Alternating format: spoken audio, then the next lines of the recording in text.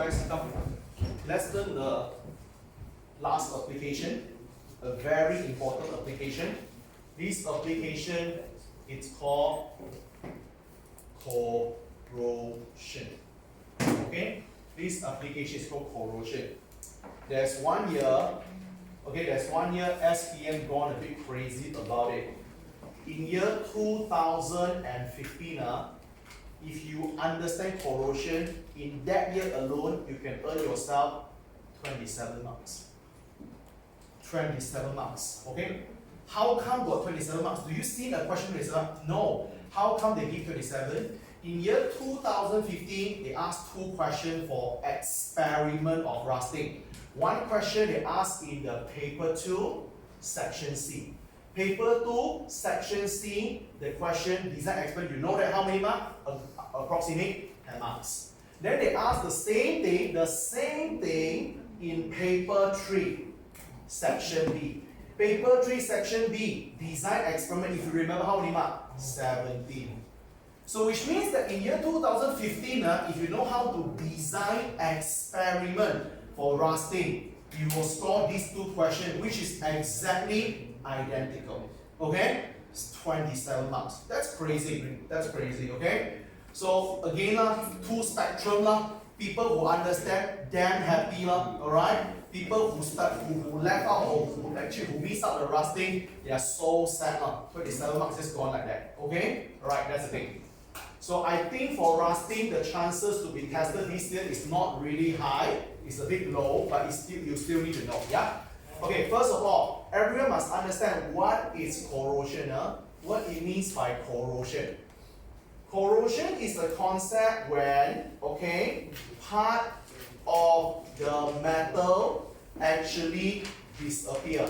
When part of the metal disappear, or you can write the word dissolve, or you can say eats away. Part of the metal, it eats away. That is called corrosion. Example, like this. This is a normal metal.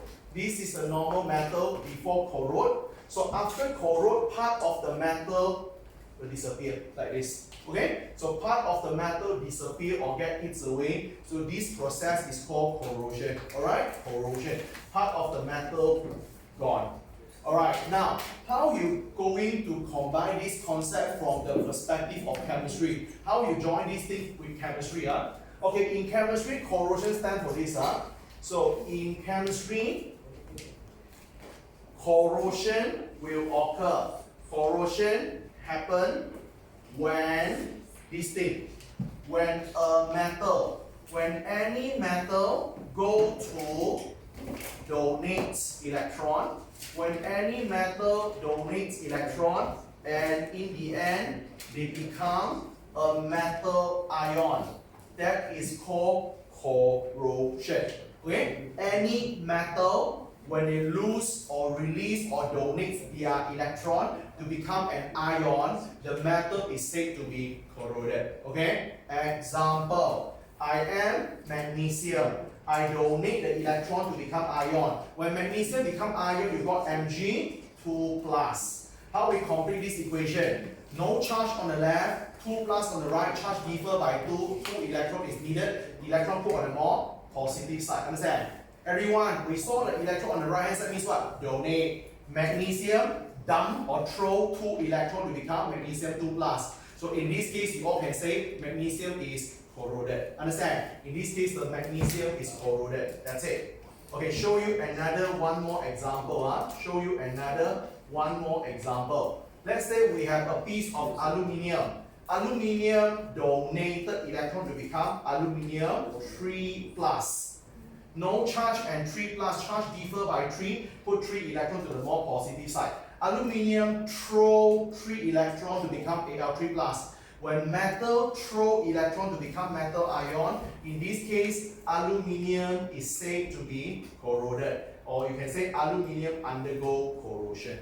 Not very hard. Any metals will donate electron, you can write the word corrode. You can also write the word I told you previously. If you remember, we learned about 7 weeks ago when we started with metal displacement. Metal displacement, we learned this.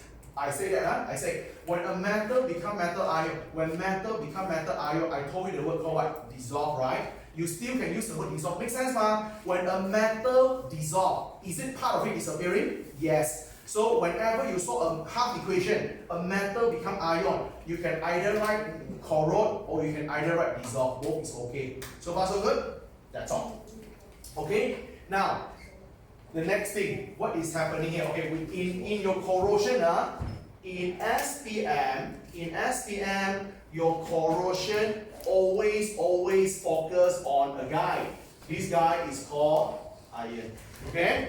In SPM, we have so many metals, but as far as they are concerned about corrosion, they love to ask you about iron. I'll tell you why later. And iron is a bit tricky. Let me show you why iron is tricky. Guys, let's start with iron. This is a pure iron, no charge. I want to let this iron to corrode. Again, remember, when I want any metal to corrode, I need the metal to donate electron to become ion. Am I right? Now, what is the problem here? Iron, when you donate electron, we all know that. Something neutral, when you donate electron, become positive. What is the problem? Iron can be 2 plus or 3 plus. You get the idea? That is the problem. So, you don't know, you should write 2 plus or 3 plus. Understand? Magnesium, no problem. Forever 2 plus. Aluminium, no problem. Forever 3 plus or not. So, iron is a problem because iron might be 2 plus or 3 plus. Okay? So, we should write 2 plus or we should write 3 plus. So, again, nothing to do with chemistry concept. Let's take a wild guess. Let's use some simple common sense. If Fe wanted to be Fe2 plus, you have to throw 2 electrons. If Fe want to become Fe3 plus, you have to throw 3 electrons. If you were given a choice, you think throw 2 electrons is easier or throw 3 electrons is easier? If you're given a choice, throw 2 electrons is easier or throw 3 electrons is easier? 2. Understand? Because if you want to throw 3 electrons, you have to do 3 times. Understand? Throw 2 electrons only do 2 times. While if I have a choice, throw 2 should be easier. And that's what happened here. Iron has a choice to throw 2 electrons become 2 plus or throw 3 electrons to become 3 plus. Throw 2 electrons is easier. Clear? Therefore, Fe will become Fe2 plus. Understand? Couple with the 2 electrons that you release. Understand? You got me? Okay. So this is what happened. So in this case, okay, iron donate electrons. So iron is corroded. And guys, I want everyone to learn a proper word here. Okay, corrosion of iron also can call the word rusting. Okay, corrosion of iron is called rusting. Now the problem is that nowadays many people abuse the term rusting. Guys, everyone from after today onward, you have to understand the word rust or rusting is exclusively for iron. All other metal cannot use the word rust. So if you heard somewhere, the copper rusted, wrong. Okay? You cannot say rusted, you say the copper is corroded. Understand? The zinc rusted, wrong. The zinc is corroded. Understand? The word rusting is exclusively for iron only. All other metal cannot use. So far so good? Okay? Many people abuse it. They keep on using rusting. Whatever metal also rusting. That's wrong. Okay? Get it? So this is the thing. Okay, now the next thing you have to learn before I let you copy this and we do exercise. Okay, everyone should know this. The scientific name of the rust. Everyone should know this. Rust has a scientific name. Scientific name of the rust is called hydrated iron trioxide. Okay, rust, the proper name is called hydrated iron trioxide, which makes perfect sense. Okay, guys, why I say make perfect sense? Actually, you get some idea for this thing ever since UPSR. UPSR, you get this, but you never realize that. Okay, everyone, let me bring you back to UPSR. In UPSR, if you remember, they will give you a question. There's a test tube, inside put iron nail, and they put some oil or whatever thing. They ask you, why this further no rust? Something like that, okay? Guys, if you all recall back, in order for a rusting process to occur, if you want rusting process to occur, you need 3 elements. You need 3 things, 3 components. Can I hear from you what are the elements you need for rusting to occur? Water, very good. Rusting need water. Makes sense. Good. What else rusting need? Oxygen. Okay, oxygen. So guys, you have to be careful. In UPSR, if you write air, it's okay. But not now. Now you have to write oxygen. Because in air, you have many gases. You must be very particular. It's oxygen. Okay, what else you need for rusting to occur? The most important one. You got water, oxygen, but this thing can be iron. Okay? One more. Iron. So, are you okay with this? You need these 3 things for rust to occur, and it makes perfect sense. Why? Rusting needs these 3 fella. That's why the rust is called hydrated. Hydrated stands for what? Water. Iron is here. Oxide is what? Oxygen. Understand? Hydrated iron 3 oxide. You got me? It's there already, but we never notice. So okay? Now, why we write iron 3? Some people say, Mr. Martin, I thought iron can be iron 2 or iron 3. Why you are so sure it's iron 3? I don't need to talk about many things. I just ask you a simple thing will do. Guys, what is the color for rust? Brown. So Fe2 plus what color? Green. Fe3 plus is brown. You want brown. That's why iron 3. Make sense or not? That's how the whole thing works, isn't it? So if you connect all the puzzles, it makes a lot of sense, okay? So this is what happened. Okay, now they can ask a super easy question. Let me show you one question before you jot down this, okay? They can ask you a very simple question like this. Okay, everyone take out your exercise booklet. I just show you one short simple question before you continue to jot down this, yeah? Okay, everyone to the page 196. 196. Okay, everyone take out the exercise booklet, page 196. This is objective question. On page 196, 196. Look at the question in the middle. Look at the question in the middle. MRSM 0619. I repeat, guys. Take out the exercise booklet, page 196. The question in the middle. Okay, right after the rusting. Okay, the question is MRSM 2006. This is a 12 exam paper. The question sounds like this. Rusting causes a lot of financial loss. Which of the following is rust? Answer C.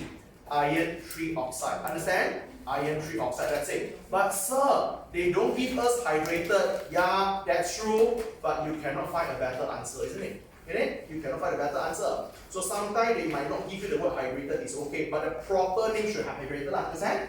Yeah, that's it. Okay, in your book, sometimes they will show you the formula for iron 3 oxide hydrated. This one don't need to memorize. Look here. Let me do this and let's finish with this. You don't need to memorize the formula. You don't need to memorize the formula for hydrated iron 3 oxide. Okay, iron 3 oxide, what is the formula? Let's predict it. Form 4 chapter 3. We can predict the formula by knowing the charge. Iron 3 is Fe 3 plus. Oxide is O2 minus. Form 4 chapter 3, when we given 2 ion and the charge is different, do cross. So the 3 come to here, the 2 come to here, am I right? So your formula is Fe got 2 pieces, Fe2, yep. O got 3, O3 done. So this is iron 3 oxide, you're not done yet. Hydrated means what? Water. Normally in chemical, if they want you to carry water, they put a dot here. The dot got no meaning what? It's just a separator, understand? So iron sulfate and the dot stand for N, water, they put H2O here. So the water here, in front here, they put many numbers. Some of the book put 1, some put 7, some put 12, some put 5. No need to memorize, understand? So you see, makes sense, ma? Iron 3 oxide and water. When you carry water, that's why you are hydrated. Are you okay with that? No need to memorize this formula, please. Okay? There's some people when they saw textbook, oh, they give you a list of formulas. Some number is 5, 7, 8, 1. Which number I should memorize? None of them. Here, none of them. You only need to know the name of the rust. That's good enough. You don't need to know how to write this formula. So far, so good? Jot down this. Okay? That's part 1. So this is part 1, the introductions for the rusting. Okay? In a short while, we will go for the technical part. Okay? We will learn something more and more technical in a short while. But this is introduction.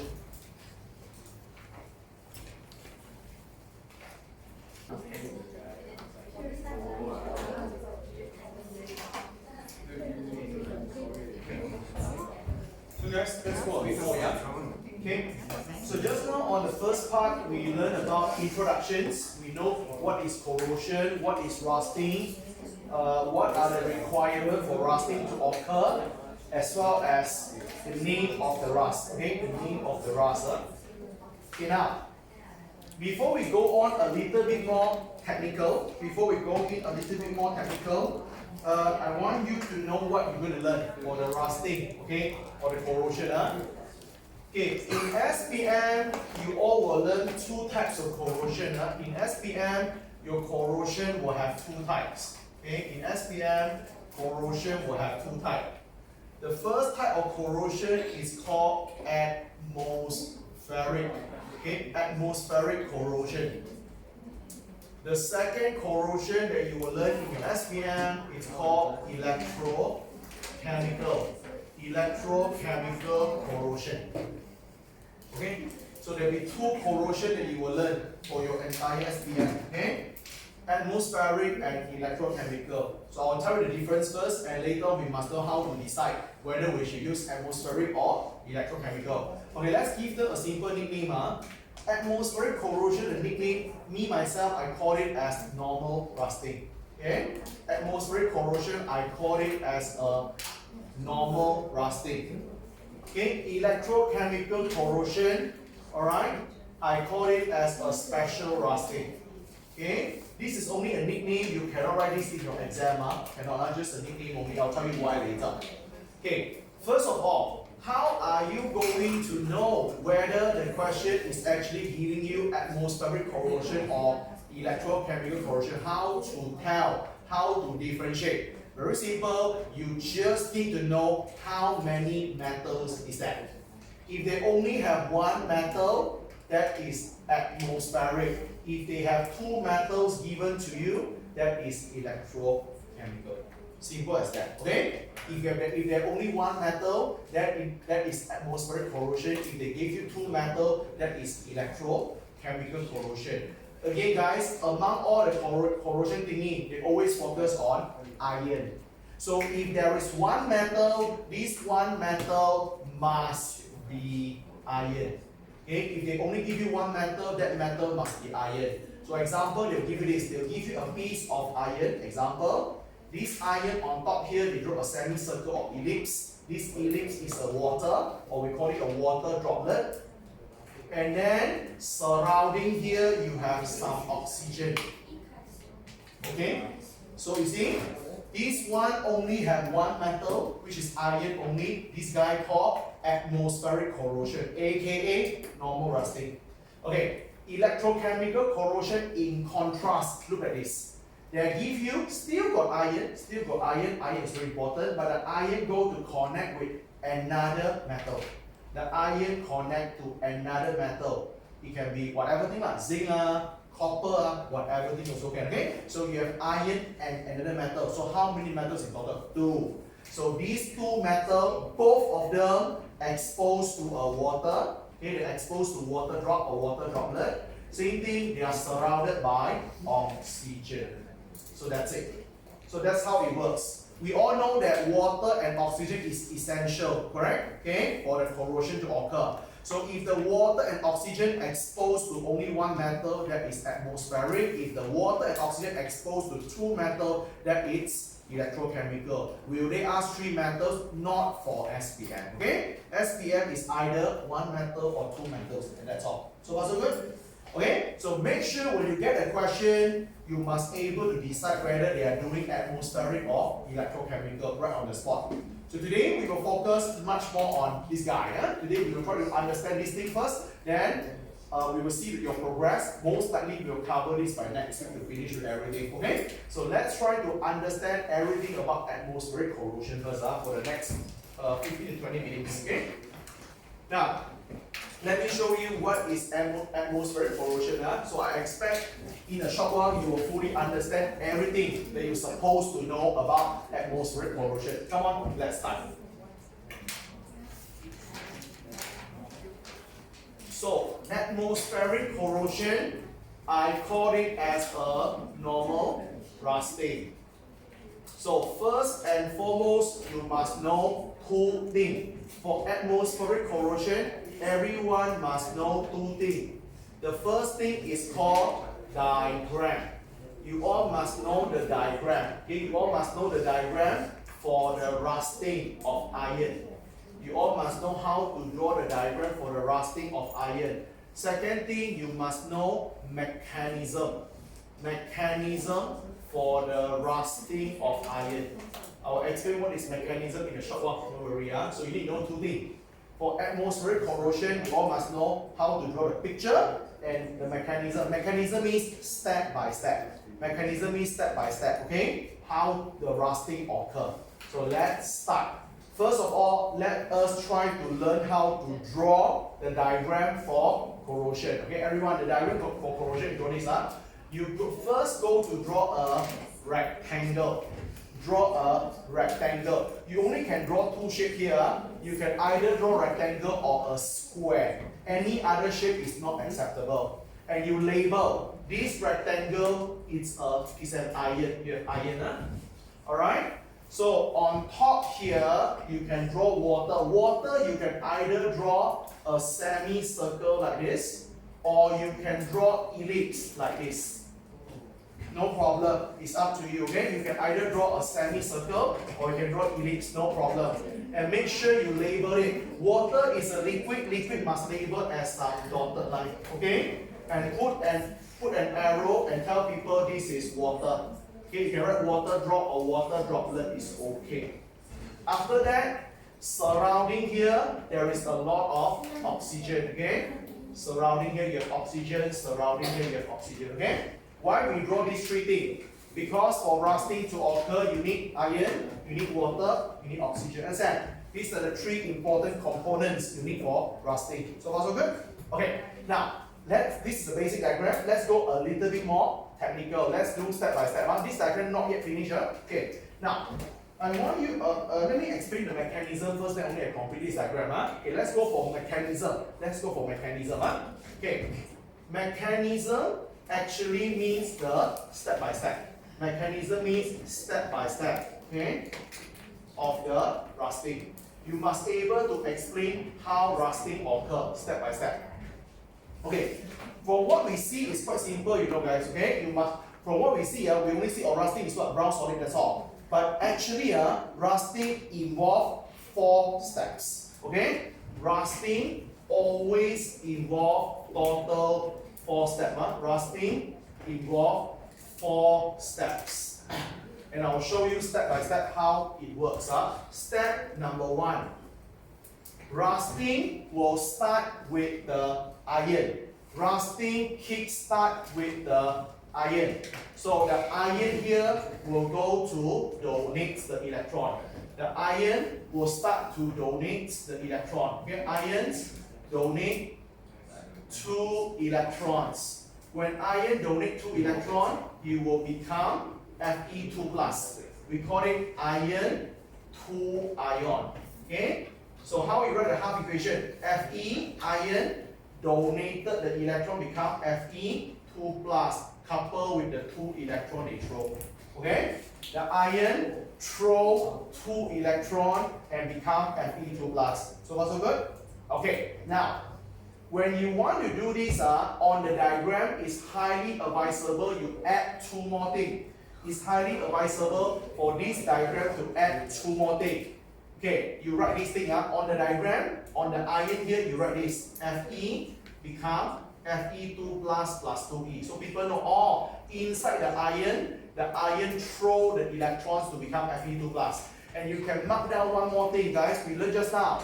Fe become Fe2+ plus 2 electron by me saying that when any metal throw the electron to become ion, they are corroded. Corroded means what? Part of them get eats away, part of them disappear. So how you do? So in the middle here, you draw a small concave like this. Understand? So you make a part of it disappear to prove to the people that the iron is corroded. Understand? That's it. This diagram itself worth 3 marks. Okay? This diagram worth 3 marks. So make sure you know how to draw this diagram. Okay? Second thing, second step. Okay guys, from perspective of chemistry, when the iron donate electron, when there is one fella, when there is one substance donate electron, of course you need another fella to hook or take the electron. Must give and take. So this guy give electron. So who's the taker? Who take the electron? Okay? So the electron will all move to one place first. All the electrons donated by the ion will go to move to a place. They move to the edge of the water droplet. They move to the edge of water droplet. Okay guys, how you draw on the diagram? See the ion donated electron, this one. Okay, you can draw a label like this. You can draw some random electron like this. E minus, E minus, E minus. Random one, 3 to 4. All these electrons show the arrow. They go to the corner of the water droplet. This one, the edge here. This is the edge. This is the edge. The electron go here. Electron go there. Electron go there. Electron go there. Okay? All the electrons move to the corner of the water drops and also the oxygen. Why they go there? There is a reason. I'll tell you why. Electron go there because electron need to be received by this fella. Your electron go to the corner so that the electron could be received. Electron received by two fella. Electron is received by oxygen and the electron also received by water. So watch out guys, this is a bit tricky. It's not oxygen who receive the electron. It's not the water who receive electron, but both. Both of them. Here, oxygen and water, both of them receive the electron. So far okay? Alright? So now you should understand already why rusting need three fella. Iron, water, and oxygen. Why? Iron in charge of donate electron. Oxygen and water in charge of receiving electron. Are you okay with that? Okay, now, what you will become? You become this, you become a very special fella. Don't need to memorize and teach you how to figure it out. Okay, let's write this equation. Oxygen and water, they will receive the electron. So let's make a wild guess. When oxygen and water receive electron, what you will get? Let's make a wild guess. Oxygen is neutral initially. Water is neutral initially. Guys, when something neutral, they receive electron, they become negative, right? When something neutral, they receive electron, they become neutral. Become negative, sorry. When something neutral donate electron, they become positive. I feel that. Oxygen and water, they are neutral, but now they receive the electron. Electron come from where, guys? Iron, okay? So when oxygen and water, they receive electron, they become negative. Make a wild guess, guys.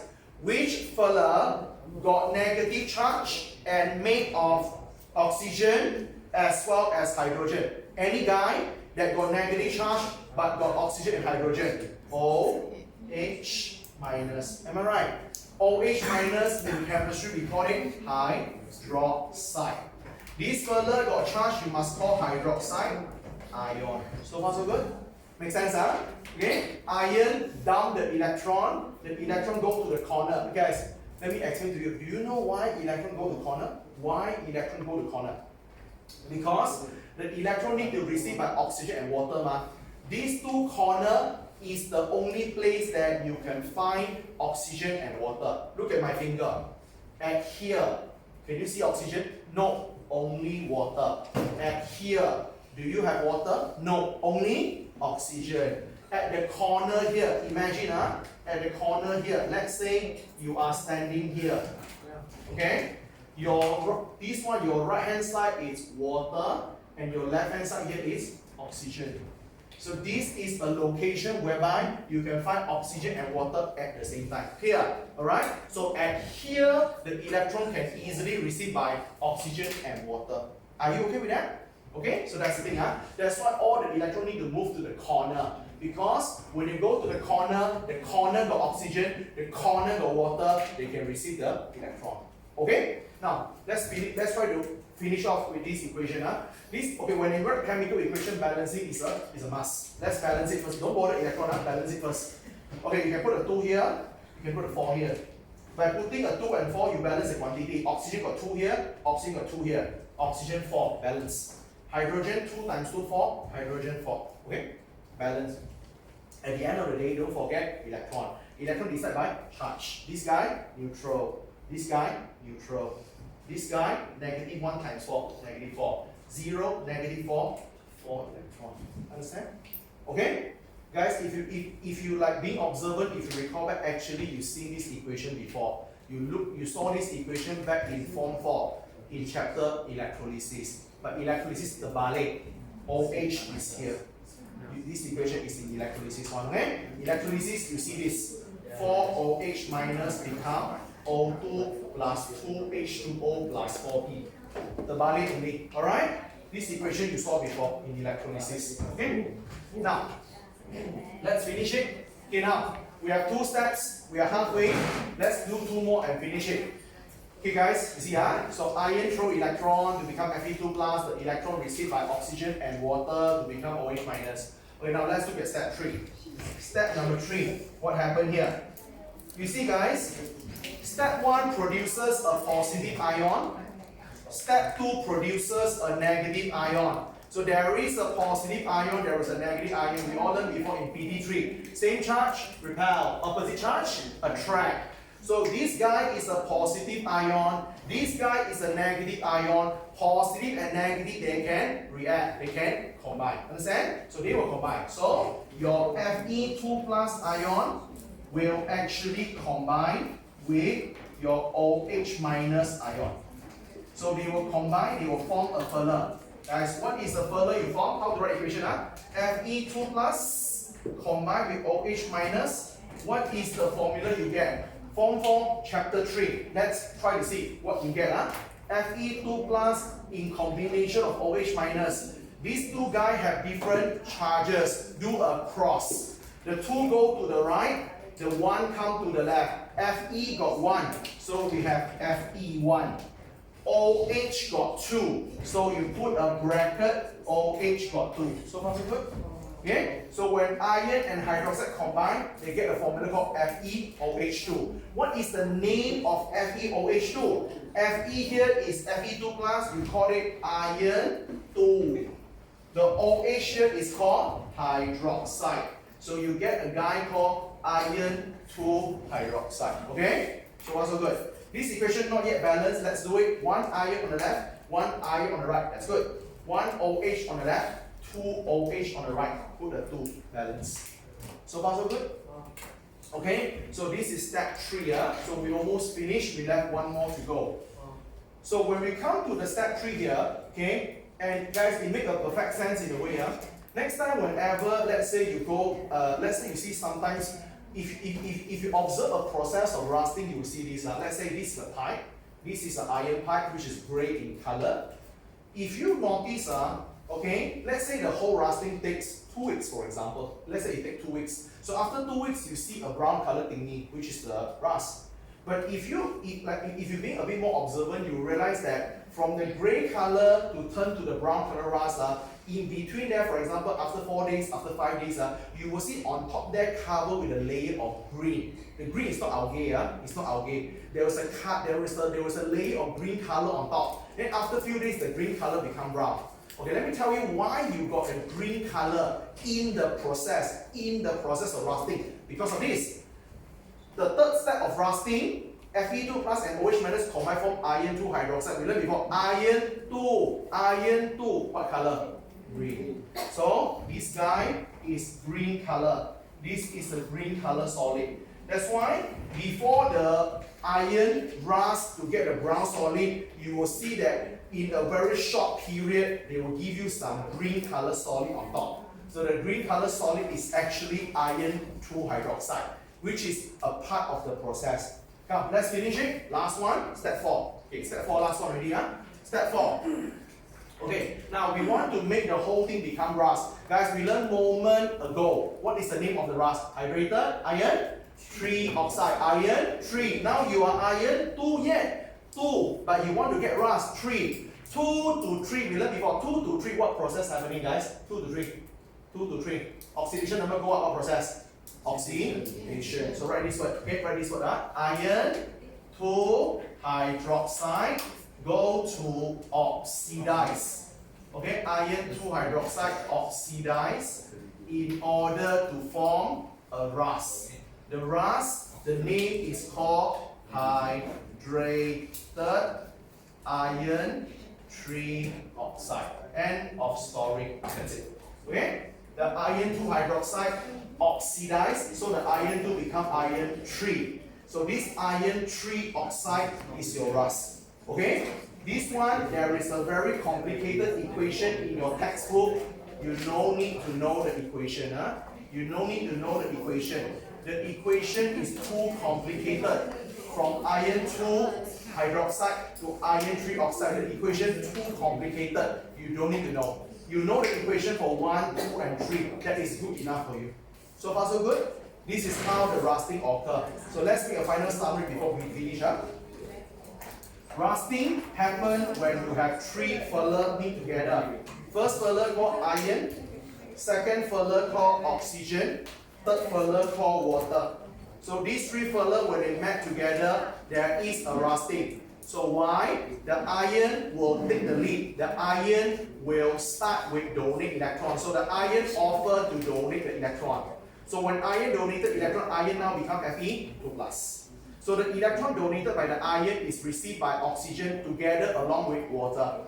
Oxygen and water, when both of them receiving the electron, they become a new furler called OH-. So now you have Fe2+. Now you have OH-. They combine, they form FeOH2, iron 2 hydroxide. Okay? So iron 2 hydroxide is a green color solid. So at the end of the day, your iron 2 hydroxide here will further oxidize to become hydrated iron 3 oxide, which is a brown color rust. So far so good? So that is what you need to know. Okay? You jot down on this and we have finished on the atmospheric corrosion already. Okay? That's everything for atmospheric corrosion. Any question? This is what you need to know only for atmospheric corrosion. Everything is written on the whiteboard. Okay?